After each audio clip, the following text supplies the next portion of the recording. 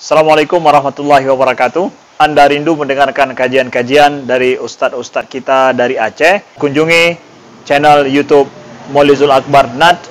Subscribe, like, share, komen.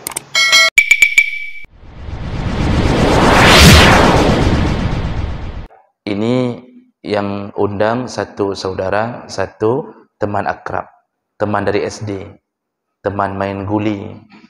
Ya. Lalu yang saudara jauh, yang teman akrab dekat. Tapi yang duluan mengirimkan undangan itu saudara, tapi jauh.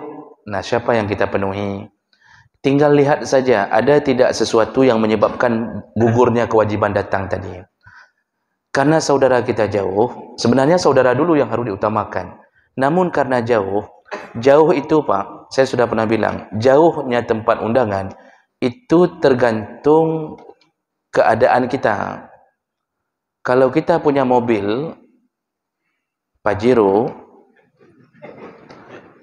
Lok Sukun itu tidak jauh. Sekali tarik gas, sudah sampai. Ya. Itu modelnya. Tapi jauh bagi yang tidak punya mobil. Jadi jauh tidak jauh itu tergantung situasi bagi orang yang diundang. Sekarang Lok Sukun itu bagi kita jauh, walaupun saudara. Nah, contoh begitu. Ada undangan satu lagi teman akrab. Nah, berarti dengan jauh itu menyebabkan gugurnya kewajiban. Dengan jauh.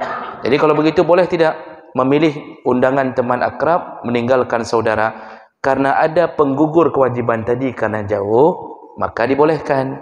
Yang enggak boleh, tidak jauh. Teman akrab tinggal satu komplek dengan kita. Saudara juga ngundang. Dan enggak jauh. Kalau tidak jauh, tetap kembali ke hukum tadi. Keluarga nomor satu. Keluarga nomor satu. Nah, jadi itu tadi cerita karena jauh. Jadi penggugur kewajiban datang adalah jarak yang jauh.